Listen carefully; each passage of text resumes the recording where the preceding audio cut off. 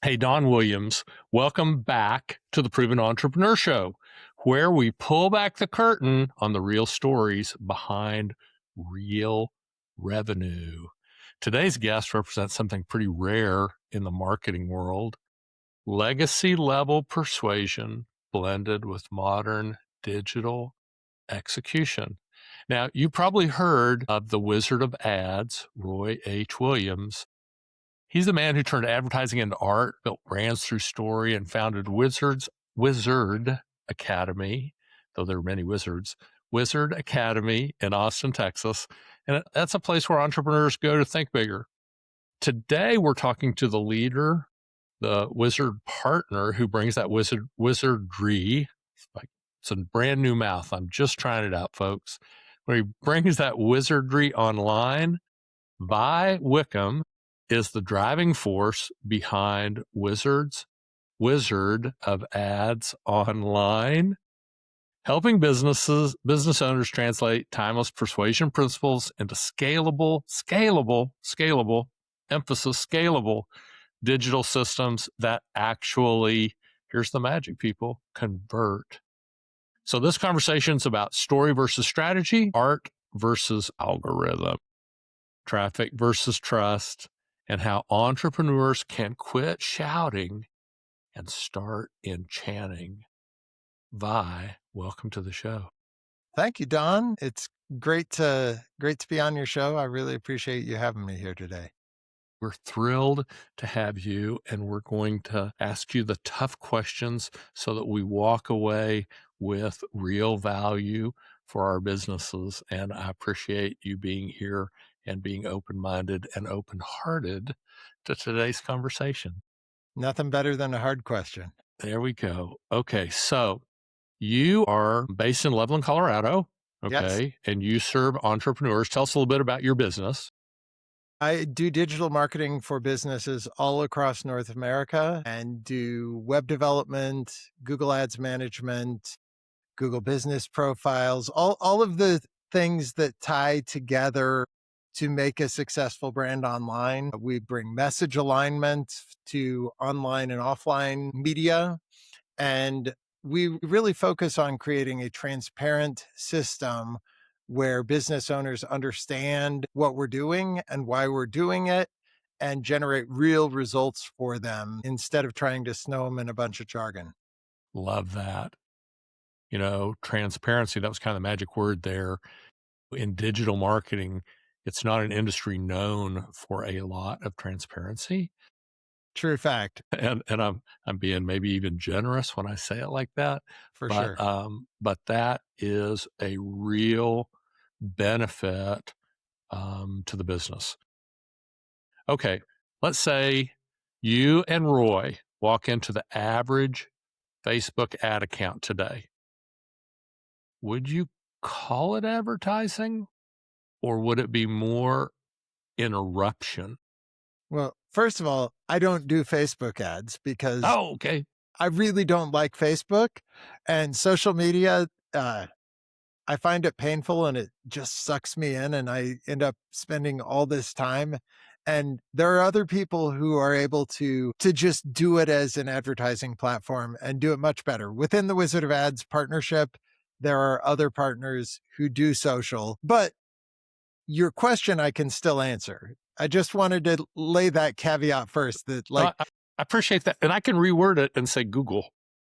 well, first of all, if we're looking at social, what we want to do is communicate connection and build, it really is a brand building exercise and a storytelling exercise. And that's, people treat social like a selling exercise. And every time you post, they think of it as an opportunity to sell. And at most 10 to 20% of your posts should be selling, and 80 to 90% of your posts should be building community and telling stories and showcasing your staff and making yourself approachable so that when people choose you, or so that when people choose the service you offer or the product you're selling, you're the one that they know, like, and trust. Because at Wizard of Ads, what we do is we build brands that people know, like, and trust. When it comes to Google Ads, it's a whole different game because Google Ads is focused on being the person who's there when somebody's looking for you. So in social, you're trying to show up in their life and become a part of their experience. In Google Ads, there's kind of two pieces of it. And this is one of the transparency elements that we do, which is we always separate brand searches from non-brand searches. So when somebody, and this is one of the things that is a secret tactic that many digital marketers do to make themselves look better, is if you blend non-brand and brand keywords, you look like you're doing really great things for them. And really, it's the brand that's doing the heavy lifting. So I can say, hey, look, your non-brand Google ads are giving you a 3 or a 4 or a 5x ROI, but your brand is giving you a 50x ROI. And it's not uncommon for us to have 25 to 100x ROI on those brand keywords because one, they're a great match. They're looking for you. We're showing them exactly what they're looking for. Two, they've already chosen you. So, that's your opportunity to lose, not your opportunity to win. Love So that. you should be getting a 25 to 50% click-through rate on those opportunities. And you should be getting a 50+% close rate on those opportunities because they already know, like, and trust you.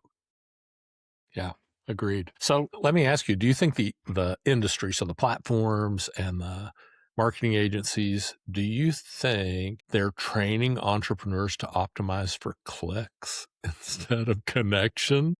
Well, Google's incentive is to get you to spend more. And, I say this spending $500,000 a month in Google ads, and getting calls or emails from Google ads reps trying to get us to spend more on a daily basis. Google's incentive is to get you to spend more, not to get you to convert more of that spend into revenue. They really they don't want you to do so poorly that you stop spending money with them. But they really don't care whether or not you're getting a 2x return or a 10x return. They really care. You should add more broad keywords and stop blocking so many of these keywords because, we want you to show up all the time. Don't you want to show up all the time? Your competitors are showing up all the time. You're missing all this opportunity. And I'm like, yes, please. I would like to miss all that bad opportunity that's going to cost me $500 or $1,000 a lead. And I want to take the leads that are going to cost me $100 a lead. It's not it's not that, I mean, it's hard, but if you play the way Google wants you to play, you'll just blow all your money on Google ads. And that's not what I want from you because I'm not incentivized to get you to spend more. And many agencies take a commission on your spend. And this is another thing that Wizard of Ads does differently than most digital agencies. So most digital agencies take anywhere from 10 to 25% of your Google ad spend and they pocket it. Some of them tell you that they're doing this. Some of them just do it and they don't even tell you. So if a Google Ads manager says that you pay me and I pay Google, run away. Because if you're paying them, you don't have accountability for what you're actually spending. And there are legitimate, good Google Ads managers that charge a 10 or 15% commission. I feel like I know that misaligns our incentives. My incentive is to grow your business as a Wizard of Ads partner. My incentive is to create top line growth for you as cheaply as possible. To do that, I have to turn away a lot of those expensive opportunities to focus on the things that are going to be profitable for you. Whereas a lot of agencies just, they've got a $10,000 or $20,000 or $50,000 a month budget. They just want to spend it all because if they spend it all, they get their whole commission. Yeah. Yeah. This has turned out to be a better interview than even I thought. Vi. So a couple magic points I want to emphasize. One, Google's goal is not necessarily your goal. No, it's rarely your goal. Yeah. And I will say that when you're spending a lot of money, Google does give you access to people who actually are more experienced, more knowledgeable, more likely to give you guidance that's useful and actionable. But their tier one, ads reps are saying, just add more broad keywords and stop blocking so many things. Which is the opposite of what you actually want. You want the phrase matches and the exact matches, and you want to block anything that is not a good fit for what you're looking for in leads. Pure gold there, folks. Pure gold. Listen to that. The other thing is, if your contact at your marketing company says, hey, you pay us and then we pay Google, understand that is obviously not transparent. That is so not transparent. And you have no way to know what they're actually paying Google. And there's a good chance that they're just pocketing 25% of that money. There you go. Okay, good stuff. I thank you. Let me ask you this. What do you think is the most, let's talk about small business owners. Okay, so 2 million and under. What do you think is the most dangerous marketing lie those owners believe? I would say that everything can be measured. And when it comes to online measurement, we do a really, really good job of it, but it's really hard. And it takes a lot of time to set it up and to manage those integrations. And things change and things break. Even when you're measuring everything as well as you can, you're lucky if you're 65 to 70% accurate. So, we're talking about on the Google Ads side, we're measuring the impressions, we're measuring the clicks, we're measuring the conversions, and we're measuring form fills and clicks to phone calls and booking widgets. And all of those pieces we're measuring as well as they can be measured. And then that's going over to their CRM. And so we're pulling in data from their CRM and we're saying, we're matching these things together to say, well, this is how many of those leads, the phone calls got marked as qualified leads. And this is how many of them got marked as bookings. And this is how many of them were sold.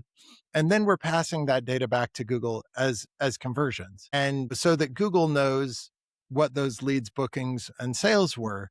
If we're doing everything right, we're getting 65 to 70% accuracy on that. And people think, oh, they're measuring everything. It's all perfect. No, it's a messy situation and it's very difficult. And if you think they're 100% accurate, you're fooling yourself. Yeah, I love that. And I would just recommend to the audience, if you're trying to do it yourself, kind of have your foot in a bucket. For sure. Unless it is your area of expertise, because even the experts are 65 to 70% accurate. Yeah. And so if you're not expert, and you can just look in the mirror and you'll know if you are or not. Okay. But have if you you're been not doing this for 10 years or more? Yeah. 20, if you're not 30? an expert, you're probably wrong. And let me say this about like lead generation. So my history goes back 40 years in direct mail and outbound call center lead generation. Yeah. And so the client always wants the very biggest quantity of the very best leads. Sure. Typically, those don't go together. No. Typically, those are opposite of each other. Almost never, yeah. As quality rises, quantity falls, and as quantity rises, quality falls.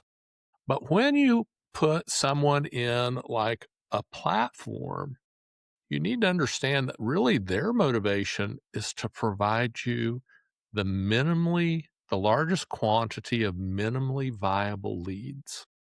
Now, I don't know that anybody's ever going to tell you that. I don't think Google's ever going to tell you that. Meta's ever going to tell you that. Absolutely they're not, because, Google doesn't care. No. But I care because my incentive is to help you grow your business. If I'm working with you, like the only way I get a raise is if your top line revenue grows in that first year I'm working with you and each year after it. So that is aligned incentives is a critical element of, am I incentivized to get you to spend more or to get you to make more?